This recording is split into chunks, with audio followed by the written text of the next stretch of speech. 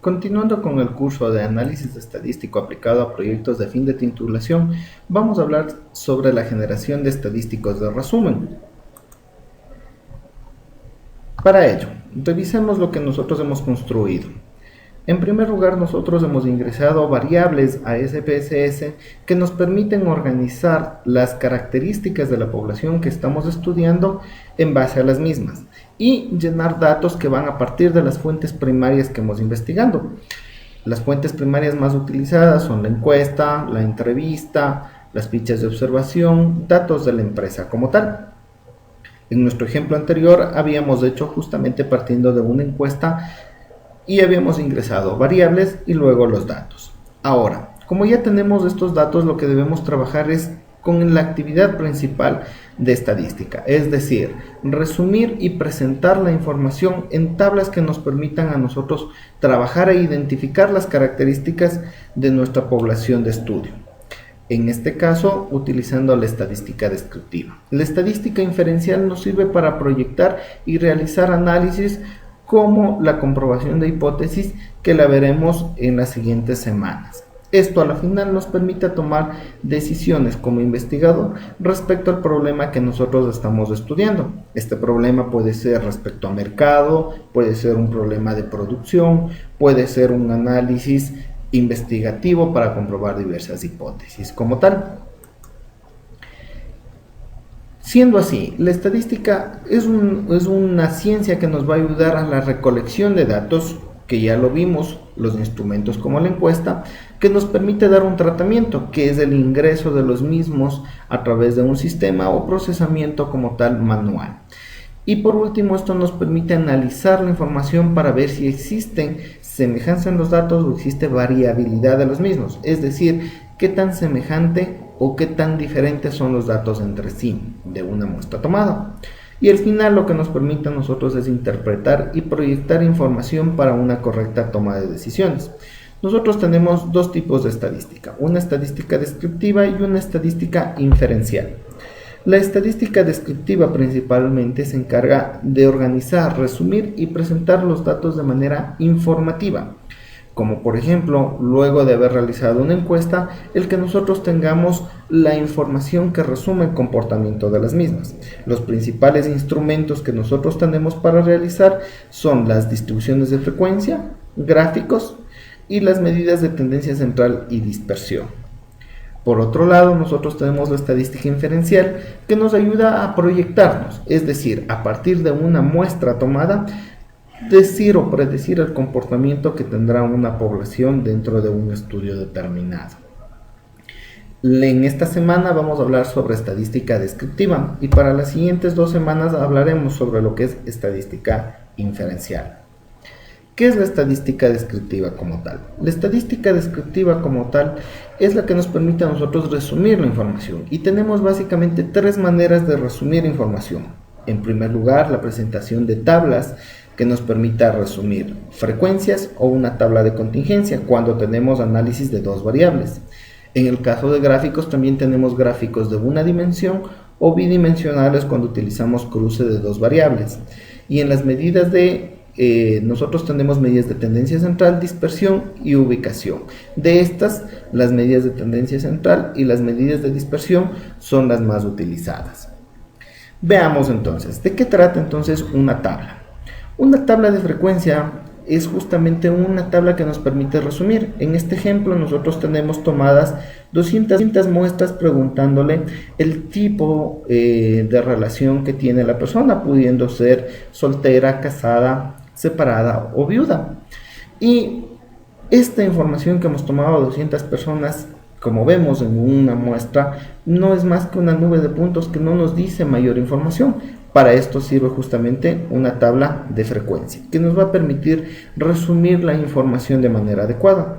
Una tabla de frecuencias, en este caso analizamos una sola variable y vamos a tener nosotros las características principales, en este caso las 4 características, y por esto se la consideraría una variable de tipo nominal, porque son características propias de la variable sin que una represente jerarquía sobre la otra.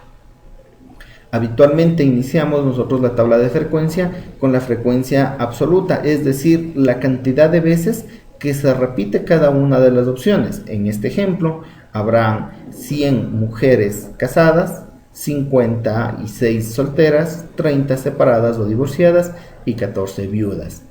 Con la misma procedemos a sacar la frecuencia relativa, es decir, dividiendo el valor de cada una para el total, y tendremos nosotros la frecuencia relativa, que equivale también al porcentaje, que únicamente multiplicamos por 100 y ponemos el signo de porcentaje.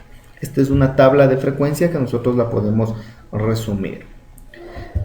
En cuanto a los gráficos, existe gran variedad de gráficos, unos que se los maneja habitualmente y otros no tan habitualmente.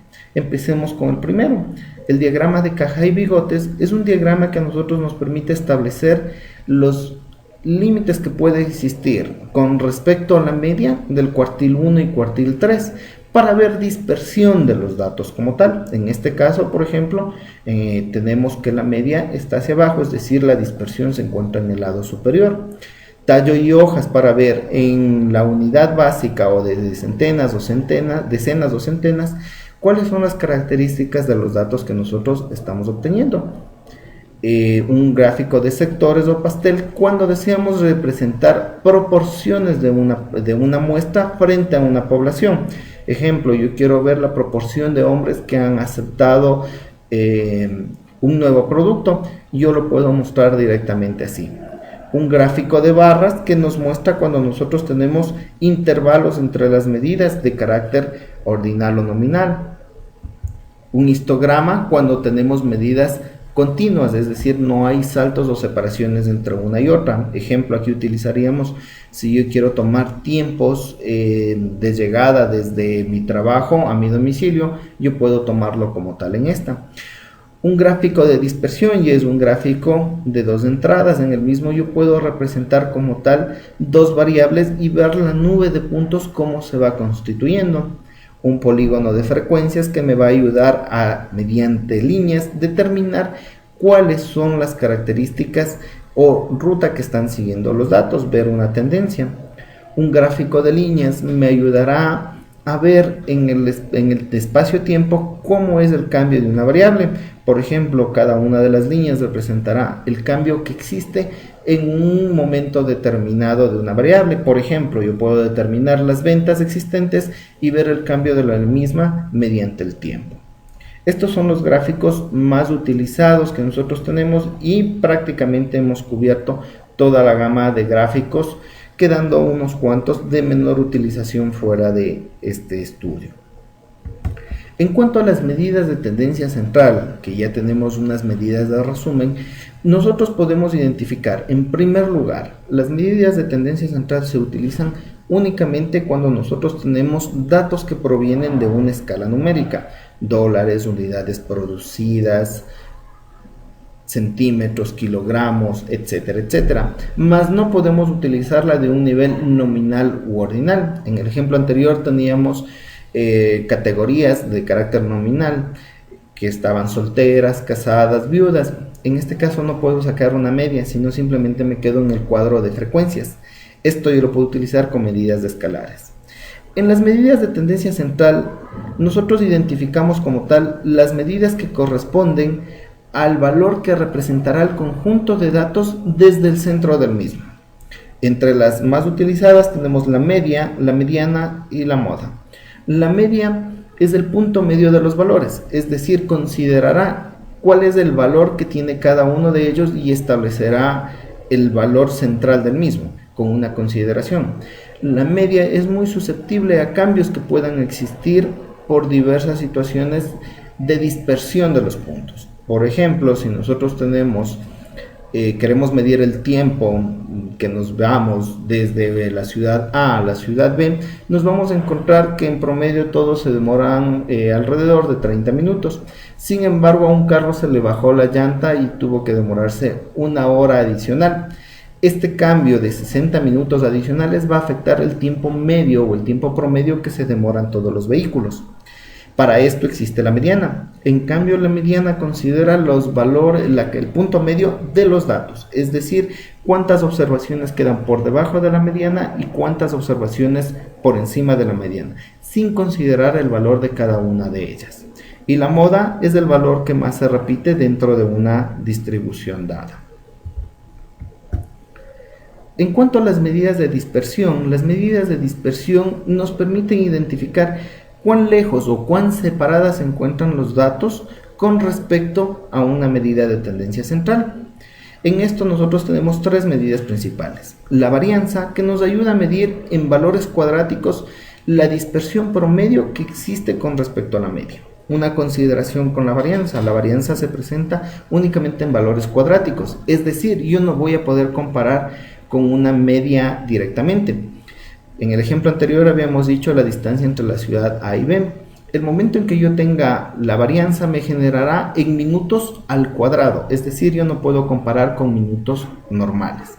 Para esto existe la desviación estándar, que mide esta dispersión en la misma unidad de medida, de tal manera que yo sí puedo comparar los minutos con los minutos, y el rango está compuesto con los valores máximos y mínimos. De las medidas de tendencia central, las medidas de ubicación, es habitual que nosotros trabajemos de manera emparejada dos medidas. Es habitual que yo utilice la media con la desviación estándar para identificar las características de una población, la mediana con el cuartil 1 y cuartil 3 de igual manera, mas no me sirve de mucho que yo tenga la media y la mediana por separado sin las medidas de dispersión. Siempre una medida de central para una correcta interpretación de datos debe estar acompañada de una medida de dispersión. Hasta aquí la parte conceptual, continuaremos ya con la práctica directamente en SPSS.